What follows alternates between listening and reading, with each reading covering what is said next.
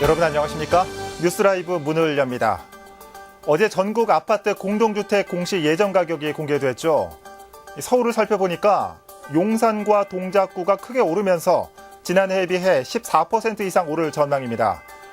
현실 화율은 지난해와 비슷한 68.1%, 즉 우리 집 실거래가가 1억 원이라면 공시가는 6,800만 원 선으로 책정된 겁니다. 국토부 부동산 공시가격 알림이 사이트에서 조회하실 수 있고요. 다음 달 말 최종 확정됩니다. 3월 15일 뉴스라이브 지금부터 시작합니다. 오늘의 헤드라인입니다. 서울시가 스마트시티 조성을 선포했습니다. 사물 인터넷 센서 5만 개를 설치하고 각 분야 빅데이터 저장소를 구축합니다. 종로구가 광화문 광장 재구조화에 따른 교통 혼잡을 막기 위해 올해 말까지 정동사거리 교차로 개선 사업에 나섭니다. 중구청 직원들의 일방적 인사이동으로 논란이 일고 있는 가운데 이번에는 직원별 IP 내역을 제출하라고 한 사실이 알려져 파장이 일고 있습니다. 장애인 전동 휠체어 수리 지원금을 인상하자는 내용이 용산구의회를 중심으로 나오고 있지만 조례 개정 등 풀어야 할 숙제들이 남았습니다.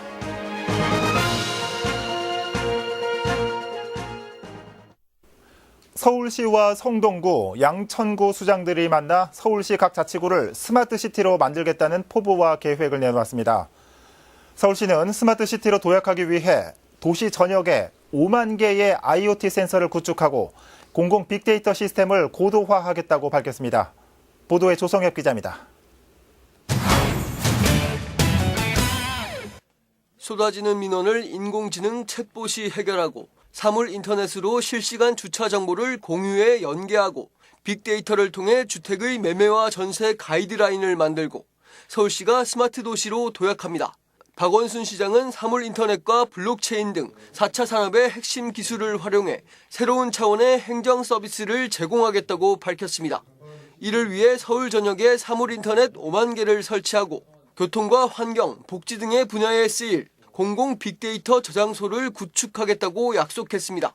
또 모든 대중교통에 와이파이를 설치하고 인공지능을 상용화하겠다고 전했습니다. 서울시는 이 사업을 위해 2022년까지 1조 4천억 원을 투입할 예정입니다. 시민들 위한 새로운 혁신들이 끊임없이 일어나게 만드는 이런 게 저는 굉장히 중요하다고 생각하는데요. 그게 이제 스마트 교통, 스마트 안전, 스마트 환경, 그다음에 스마트 복지, 스마트 경제로 다 확산되고 이어질 거라고 저는 그렇게. 성동구와 양천구는 스마트 도시 정책을 시범적으로 주도할 지자체로서의 역할을 담당합니다.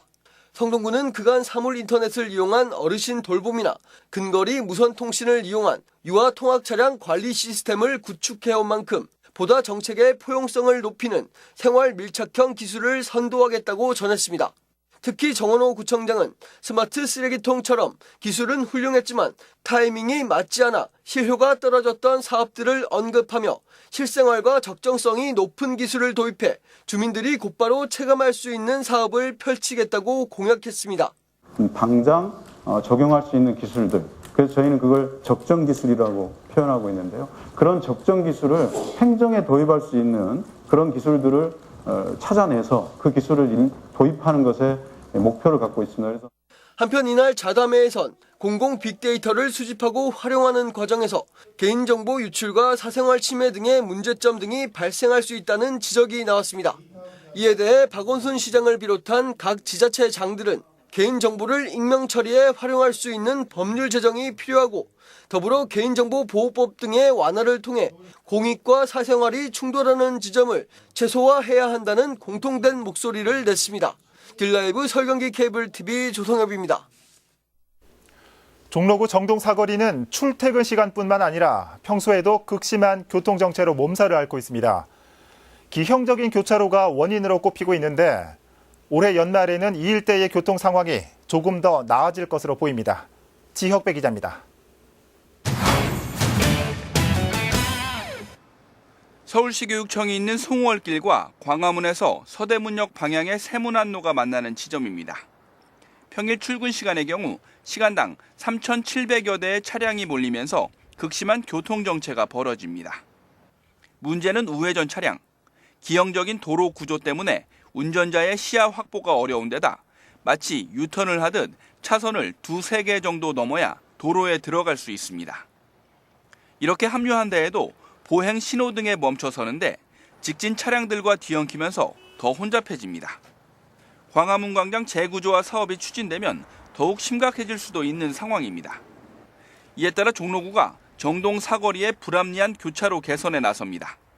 우회전이 보다 쉽도록 옹벽을 헐어 교차로를 직각으로 만들고 강북 삼성병원 주차장 입구부터 교차 지점까지 경사로를 조정하는 겁니다. 예산이 확보돼 있고요. 지금 현재 기본 및 실시 설계를 지금 발주해서 측량까지는 지금 현재 완료된 상태이고요. 지금 다양한 각도의 안을 지금 구상 중에 있습니다.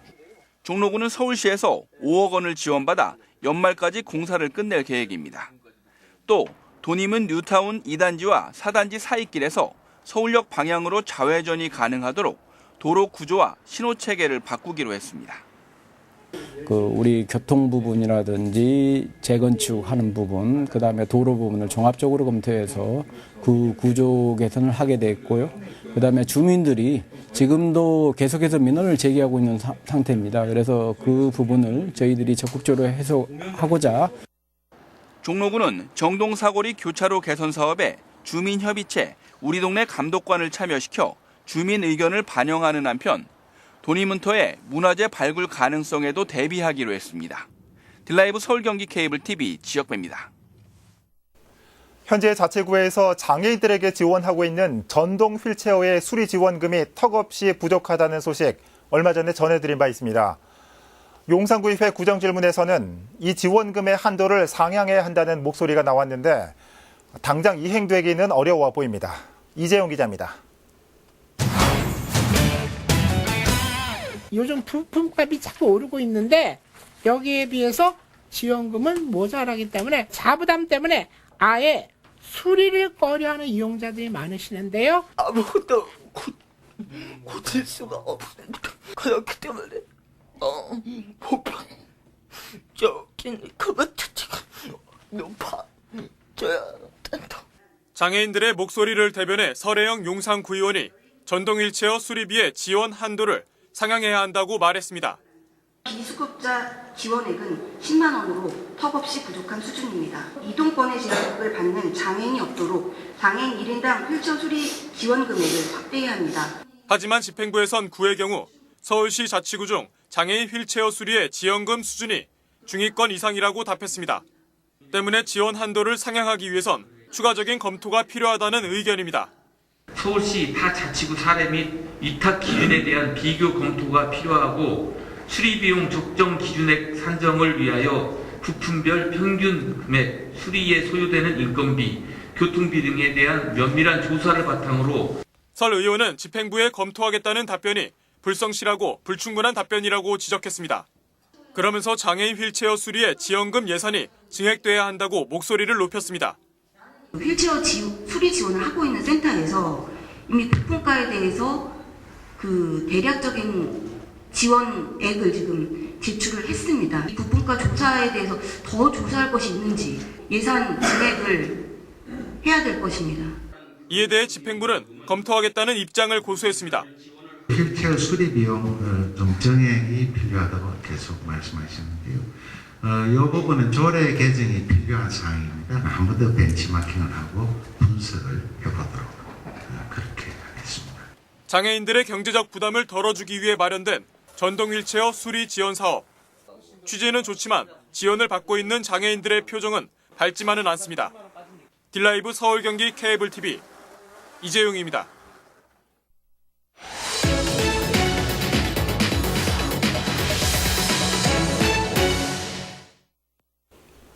중구청이 바람잘 날 없습니다. 민선 7기 서양호 구청장 취임 이후 계속되는 정책 잡음과 최근 인사 문제까지 직원들의 동요가 큽니다. 최근 구청이 노조 게시판에 달린 댓글을 문제 삼아 개인 IP 내역까지 요청하면서 파문이 확산되고 있습니다. 취재기자 연결해서 자세한 얘기 들어보도록 하겠습니다. 지역배 기자? 네, 보도국입니다. 네. 이 개인 IP 내역을 요청했다는 건 이 구청 직원들을 감시하겠다는 의도로밖에 볼 수 없습니다. 어떻게 된 겁니까? 네, 지난달 말 서영호 구청장은 의회 사무국에 대규모 인사 발령 조치를 내렸습니다. 그 모두 16명 규모인데요. 이런 상황에서 지난 6일 전국 공무원 노조 중구지부 노조 게시판에는 한 팀장의 글이 올라왔습니다. 예. 중구 노조가 다른 자치구에 비해 약하다 보니 직원들 의견을 전달할 통로가 없다며 직원들 목소리를 제대로 내자는 내용입니다. 예. 이 게시글에 직원들 200여 명이 실명과 익명으로 동참을 하면서 분위기가 고조됐습니다. 네. 댓글 내용 중에는 의회에 발령난 몇몇 직원들의 글도 있었는데 휴직하고 싶다는 등의 내용이 있는 것으로 파악이 됐습니다. 예. 이와 관련해 중구청 감사 담당관에서는 홍보 전산과에 오는 18일까지 부서별 할당된 IP 내역은 물론 개인별 IP 내역 제출을 요구해 파문이 확산되고 있습니다. 예, 근데 이 중구청 공무원 노조에서 어제 성명을 발표했다고요? 어떤 내용이 담겨 있습니까? 네, 그 감사 담당관에서는 노조 게시판의 글과 관련해 담당 과장을 비방하고 있다며 IP를 요청한 것으로 알려지고 있습니다. 예. 이런 사실에 노조가 들고 일어선 겁니다. 전국 공무원 노조 중구지부의 장경환 지부장은 어제 오전 8시에 집행부 전 직원 IP 요청을 규탄한다는 성명을 발표했습니다. 그 내용에는 감사 담당관의 전 직원 IP 요청 사실과 함께 이는 노조 게시글 댓글에 대한 실명 조사를 위한 것으로밖에 생각할 수 없다고 비판했습니다. 예. 또 이를 토대로 최소한 직원들에 대한 블랙리스트를 작성할 거라며 직원 IP를 계속 보유함으로써 향후에도 유사 사건에 이용하기 위한 집행부의 시대착오적인 발상이라고 반박했습니다. 네. 노조뿐만 아니라 직원들의 반발이 확산되자 감사 담당관에서는 구두로 IP를 받지 않겠다고 밝힌 것으로 전해졌습니다. 노조에서는 민선 7기 들어 여러 문제를 불러온 계약직 윤모 정책 보좌관과 김모 감사 담당관에 대한 문제를 집중 제기하겠다고 밝힌 상황입니다. 지금까지 보도국에서 전해드렸습니다. 네, 지역배 기자 잘 들었습니다. 중구청 IP 내역 요청에 대한 자세한 내용은 추후 보도를 통해 전해드리겠습니다. 중구청 상황 살펴봤습니다.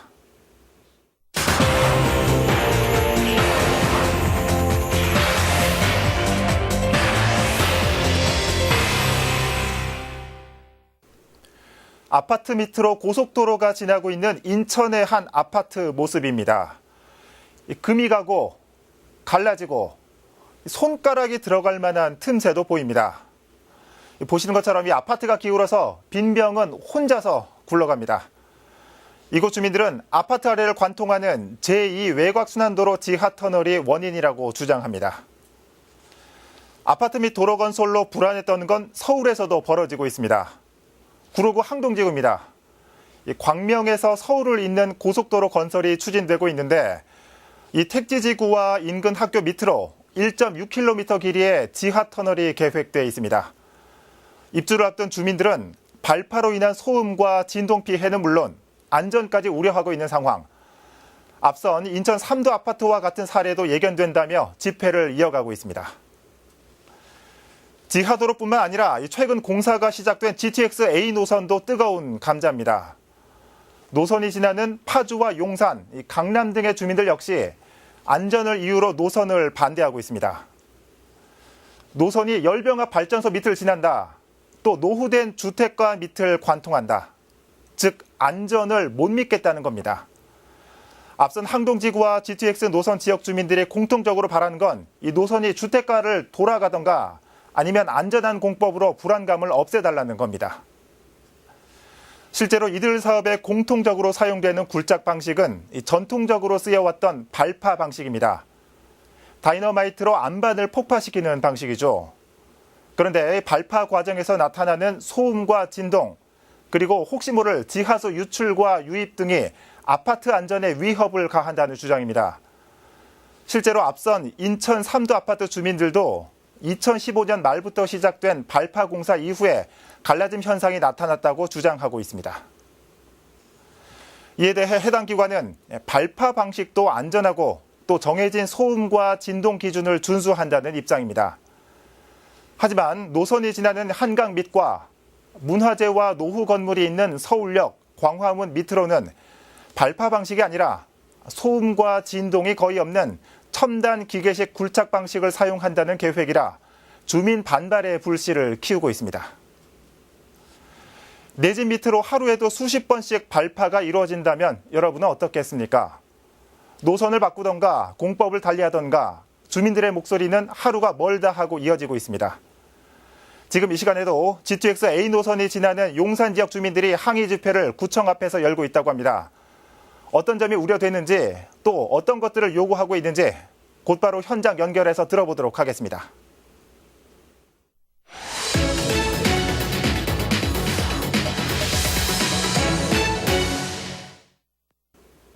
네, 이재용 기자 나와 계십니까? 네, 저는 지금 용산구청에 나와 있습니다. 네. 자, 이 기자, 오늘 구청 앞에서 구민들이 GTX A 노선 반대 시위를 열 예정이라고요? 네, 그렇습니다. 시위는 조금 뒤인 시간에 진행될 예정인데요. 때문에 국민들은 지금 현재 이곳으로 오고 있는 것으로 알려졌습니다. 예. 구민들이 구청 앞에서 시위에 나서게 된 이유는 뭡니까? 네, 현재 GTX A 노선의 용산구 구간은 노후화된 건축물 지하로 GTX A가 지나가는 것으로 설계가 되어 있는데요. 예. 시위에 나서는 구민들의 바람은 노선이 초안대로 용산공원으로 우회하는 겁니다. 이를 위해 후암과 동자, 가rol동 주민들로 구성된 용산구 GTX-A 비상대책위원회는 집행부에게 이런 문제에 대해서 앞장서줄 것과 노선에 대한 모든 행정정보를 공유해달라고 구애 요청했는데요. 얼마 전 GTX-A 사업 시행자인 S지레일과 한국감정원이 토지와 물건의 조사 감정평가 등을 위해 출입한다는 내용이 구 홈페이지에 게재됐습니다. 네. 그런데 이런 정보를 사전에 공유하지 않은 것에 대해 비대위는 문제 제기를 하고 구에 경고하는 차원에서 시위를 여는 겁니다. 예. 자, 오늘 시위가 끝난 뒤에 이 비대위 향후 일정은 어떻게 됩니까? 네, 오늘 구청 앞에서 시위를 마치고 비대위는 진영 국회의원실을 방문할 예정입니다. 예. 이미 비대위는 2달 전에 GTX-A 용산구 구간을 용산공원으로 우회해야 한다는 의견을 진영 의원에게 전달한 바 있는데요. 아직까지 진척이 없는 것에 대한 항의 방문인 것으로 보이고요. 다음 주죠. 오는 19일 오후 2시에는 국토부와 간담회도 예정이 되어 있는데요. 예. 아직까지 장소는 미정인 상태입니다. 지금까지 용산구청에서 소식 전해드렸습니다. 네, 이재용 기자 잘 들었습니다. GTX 노선을 반대하는 일부 목소리가 끊이질 않고 있습니다. GTX A 노선 철회를 주장하는 용산 구민들의 목소리 들어봤습니다.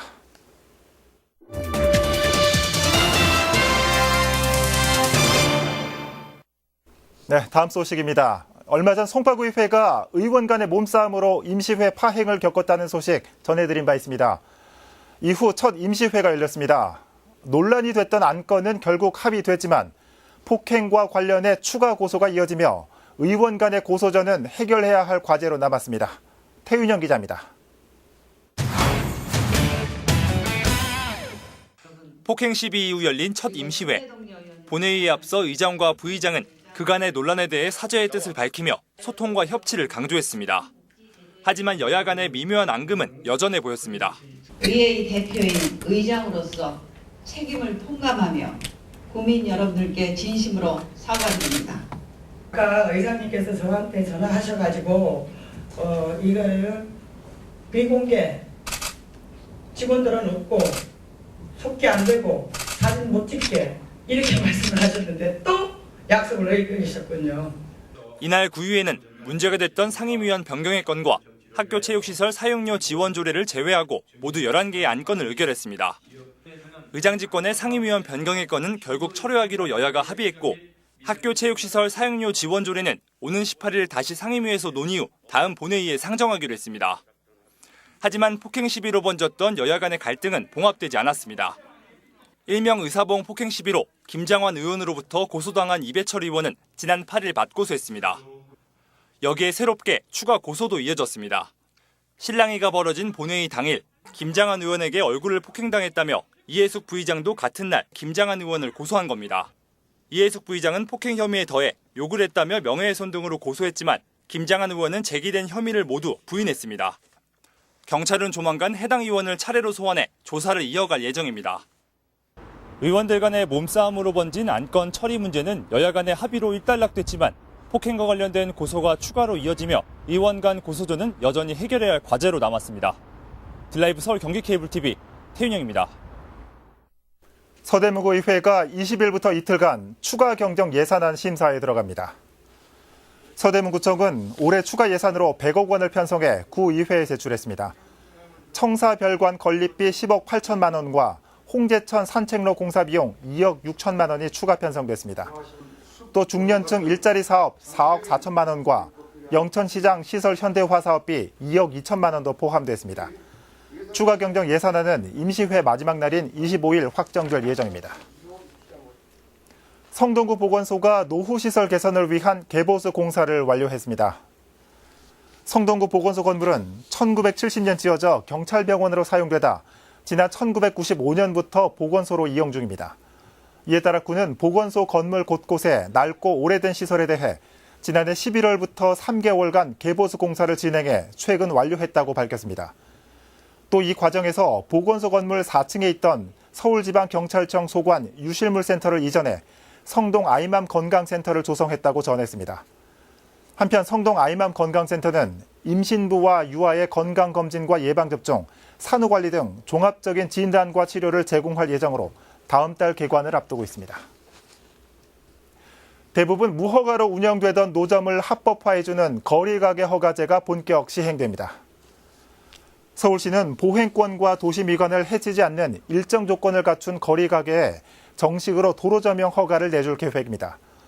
먼저 거리가게 6,600여 개 중 일정 조건을 갖춘 1,800여 곳을 대상으로 허가제가 추진됩니다. 거리가게로 허가받은 운영자는 소방과 안전 분양 교육을 필수로 받아야 합니다.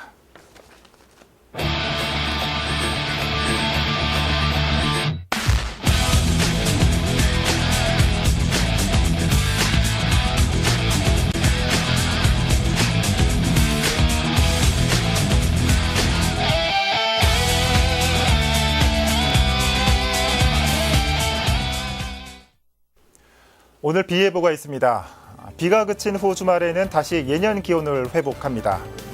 서울 남산공원과 너울공원 등 주요 명소 5곳이 새 단장을 마치고 시민들에게 개방됩니다. 일단 이번 주말 남산공원 일부 둘레길을 시작으로 다음 달 1일 모두 개방되니까요. 주말을 맞아 봄 기운 만끽해 보시는 것도 좋을 것 같습니다. 뉴스라이브 마칩니다.